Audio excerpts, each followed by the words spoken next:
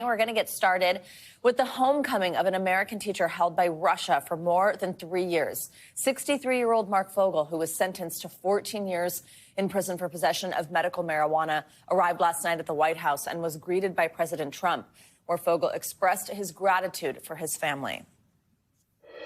My family has been a force. I think my 95-year-old mother is probably the most dynamic 95-year-old on earth right now. And I am so indebted to so many people. This comes as the Trump administration continues his campaign to shake up the federal government. The Inspector General at the U.S. Agency for International Development, that's USAID we've been talking about, they're fired yesterday, a day after his office released a report detailing the negative impact of the administration's downsizing of the agency. Meanwhile, President Trump says he's giving Elon Musk and his Department of Government Efficiency more power over the federal workforce. We have team coverage ahead this hour, including the latest in the legal battle over federal funding. We'll get to that with Danny Savalos, but let's begin with NBC News senior White House correspondent Garrett. Hey, Garrett, good morning. So let's start with where we just started a moment ago, the return home of Marc Fogel. What do we know about the details of his release from Russia? Well, Savannah, frankly, very little. The White House says these negotiations have been going on for a little while and that they hope they will be a sign of good faith for negotiations that might ultimately lead to the end of the war between Russia and Ukraine. But this involved a number of officials, notably Steve Witkoff, who's actually the White House's envoy for Middle Eastern negotiations. He's the one who flew. You see him there with the tan jacket, actually, with his back to the camera there at the White House. Flew on his own plane to Russia to pick up Fogel. Now, the Russians have indicated that this is part of an exchange, likely for one other individual, but the Russians aren't naming who that person is and kind of admonish the United States for how much of a show was put on here with Fogel. They seem to want to keep their end of the bargain here secret. So hopefully more information comes out about that today. But for right now, the Kremlin and the White House both aren't talking about what was at the other end of this exchange. Yeah, President Trump teased also the fact that another prisoner could be released today, so we should eventually be receiving more information. Garrett, as we've mentioned, Paul Martin, that's the Inspector General of USAID, an organization we've been talking a lot about here. He's been fired. It comes after the agency released a report highlighting the dangers associated with a gap in staffing and lack of oversight after, of course, many of their employees were let go and the agency has really been kind of cooled down. Walk us through what led to this move from the White House and what we think this means for USAID moving forward. Yeah, kind of a don't let the door hit you on the way out sort of firing here from the White House, who you'll remember in the first week of the Trump administration fired a number of IGs across other agencies in the government. It's not clear, and the White House has yet to respond to our direct questions about this, about whether the lack of firing the USAID Inspector General earlier was an oversight or whether this was someone who they had intended to keep on. But that Inspector General coming up with this one last bruising report about the effects on the agency of the moves that the administration was taking to basically shutter elements of it. I think what the White House's view here is that they're moving USAID entirely under the auspices of the State Department, that they probably don't need an Inspector General just to handle USAID matters going forward. But again, this kind of one last damning report about exactly what the human and material costs are of shuttering this agency while it's trying to do its work. Absolutely. Garrett, also, I'm just asking you about it all here. The Trump administration continues to fill out its cabinet. So votes that had been planned for yesterday, are expecting them today, confirm Tulsi Gabbard, that's President Trump's pick for Director of National Intelligence, also Robert F. Kennedy Jr.'s nomination for Health Secretary. What do we think could happen today? Are there obstacles in their way that would mean that either of them do not move all the way forward? Yeah, look, both of these votes looked like they were going to be a lot closer a week ago, but now it seems likely, if not certain, that both of these former Democrats are going to be confirmed to Donald Trump's cabinet, with the majority, perhaps all Republicans supporting. Folks like Susan Collins and Lisa Murkowski, who had voted against Pete Hegseth's nomination, have both come out saying that they intend to support both of these nominees.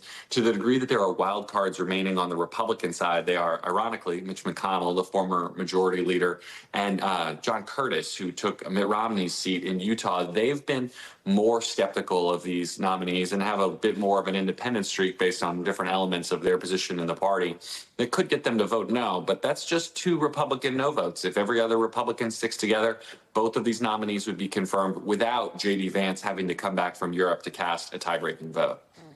Garrett Hake, like I said, covering it all. We appreciate it. Thanks so much.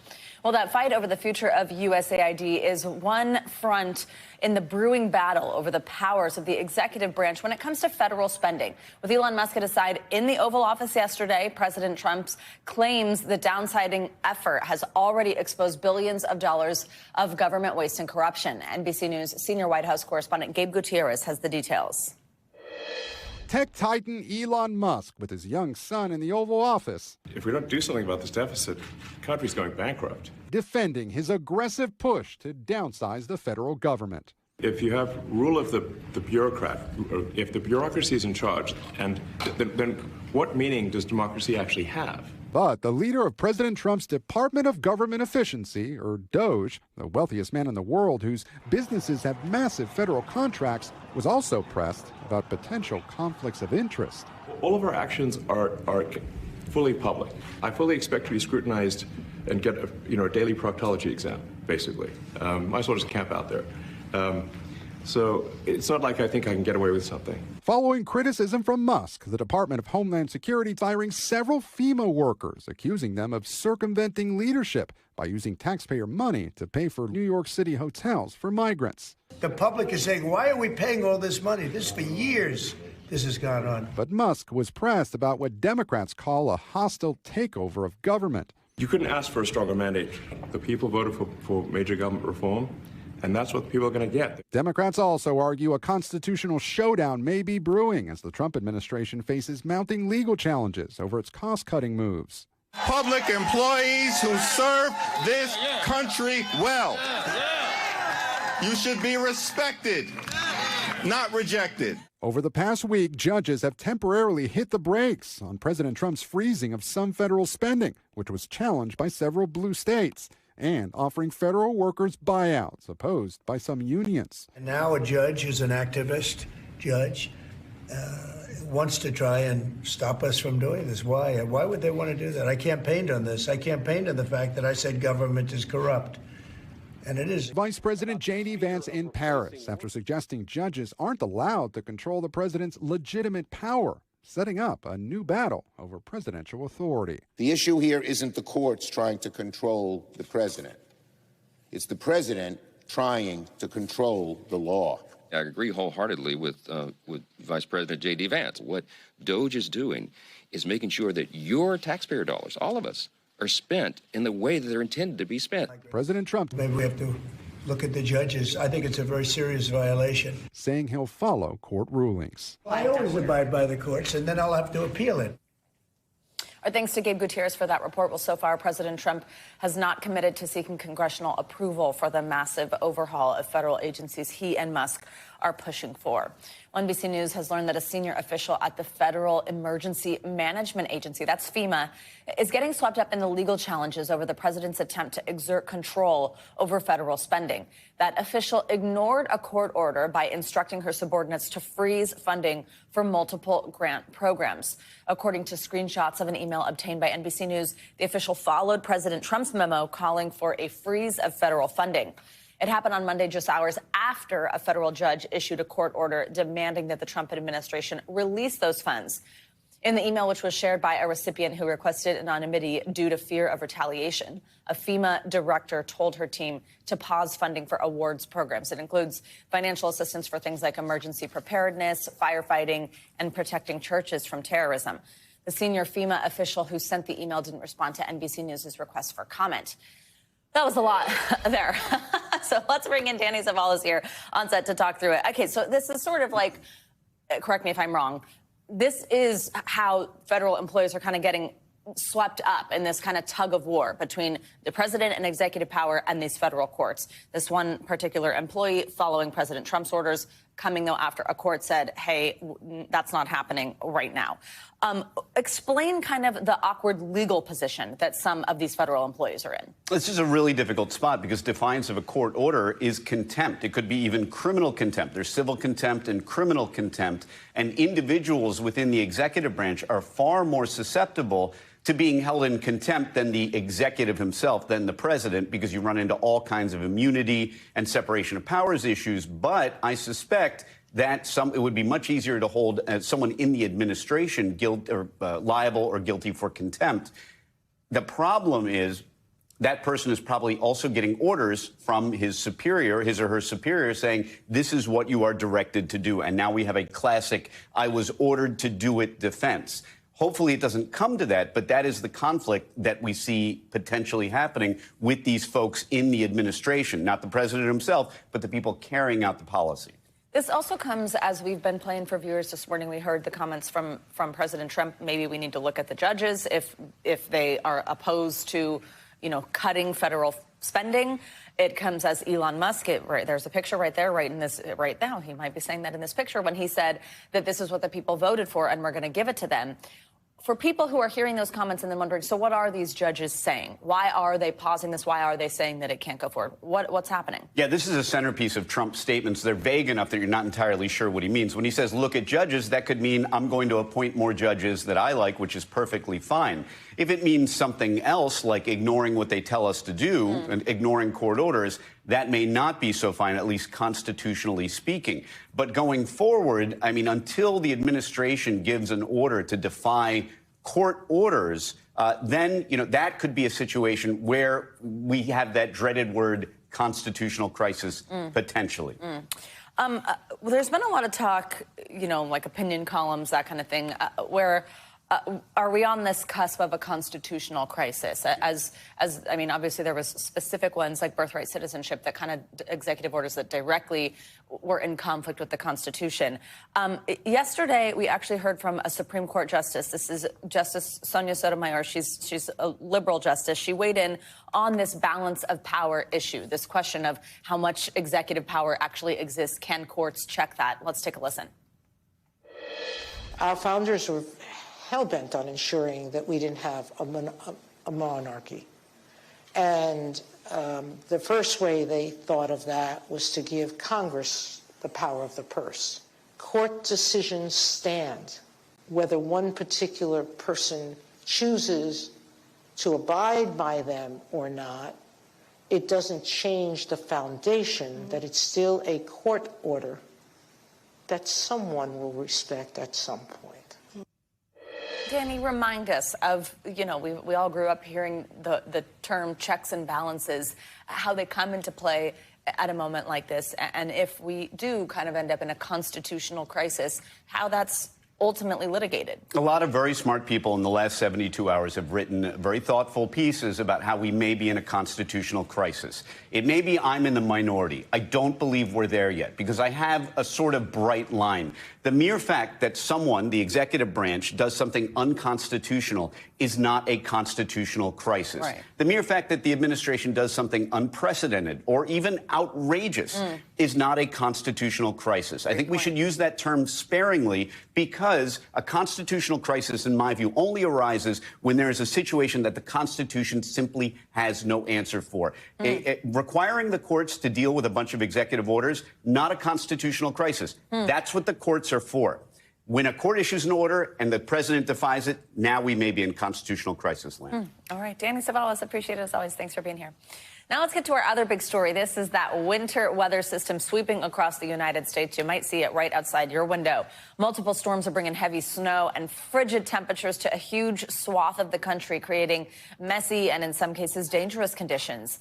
NBC News correspondent Adrienne brought us. She's in Kansas City. She is out in it for us. Look at the snow gathering on her hat. Adrienne, good morning. We appreciate you being out there. And you are in one of the areas expecting some of the worst weather over the next few days. So again, our thanks to you. What's it like out there right now?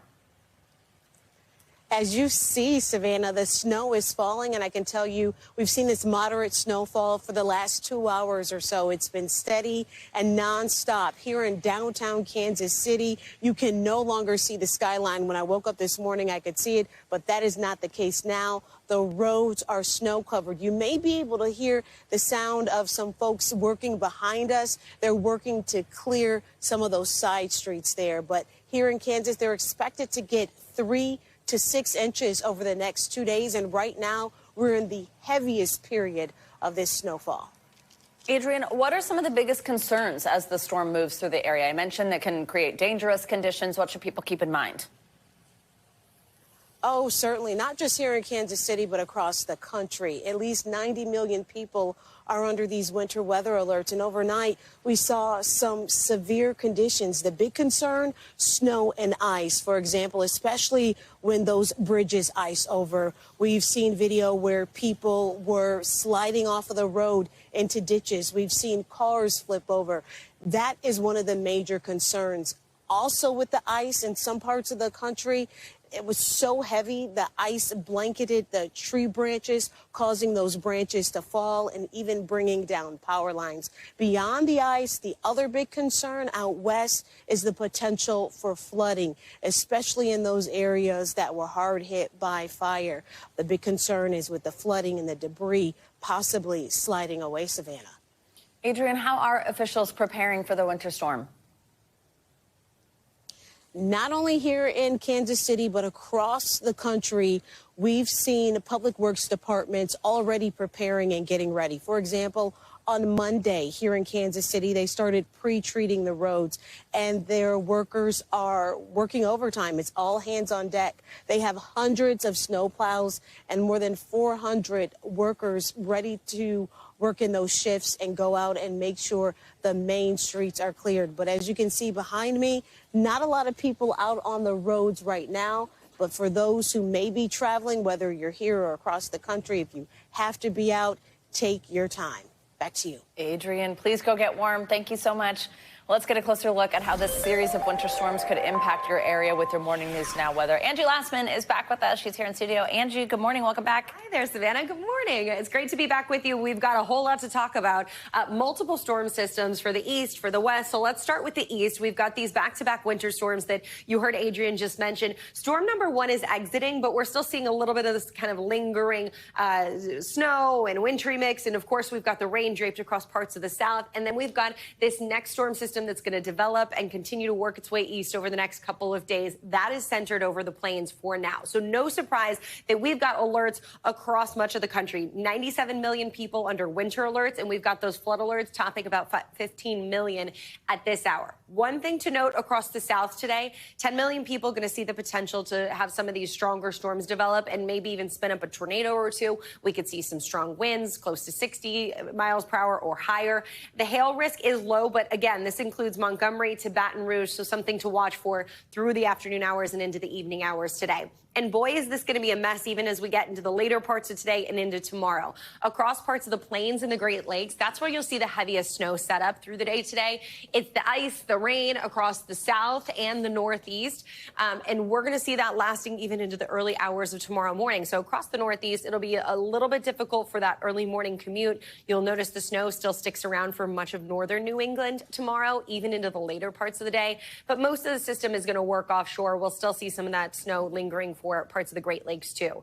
And heavy at that, I think if people are traveling, especially on the roads or in the air, you're going to see some difficulty likely at some hubs. Places like Chicago could pick up anywhere from 4 to 7 inches. We'll see multiple inches in Detroit as well. Kansas City, similar story there. 3 to 6 inches is what we're expecting. And on top of that, the roads are going to be difficult for a lot of folks. Notice that 1/4 inch of ice accumulation across parts of the Great Lakes from Indianapolis up into the lakes. It'll be difficult on the roads, Savannah, and we could even see some power outages. And of course, we've got that rain that'll leave us with the flooding concerns for the south too.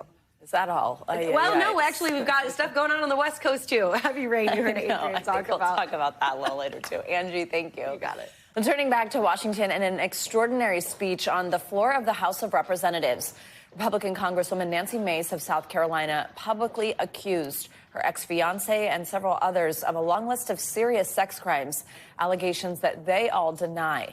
NBC News senior Capitol Hill correspondent Ryan Nobles has the story. This was an unconventional speech on the House floor. Nancy Mace making serious accusations about 4 different men, and all 4 of them deny what she claims. South Carolina Congresswoman Nancy Mace taking to the House floor to publicly accuse 4 men, including her ex-fiancé, of what she described as heinous crimes against women, including herself. I'm going scorched earth. So let the bridges I burn this evening light our way forward. Mace, without specific evidence, spent close to an hour detailing allegations, including rape, and filming women and young girls without their consent. She accused her ex-fiancé, Patrick Bryant, of being at the center of the scheme, which she says she uncovered on his phone. I found myself face to face with the darkest corners of humanity. Bryant, who Mace was engaged to until 2023, vehemently denied her claims. I categorically deny these allegations. I take this matter seriously and will cooperate fully with any necessary legal processes to clear my name. The other men named by Mace in the speech also forcefully denied the allegations and called them untrue. Mace also attacked South Carolina Attorney General Alan Wilson. There were deliberate delays in an investigation in what I turned over.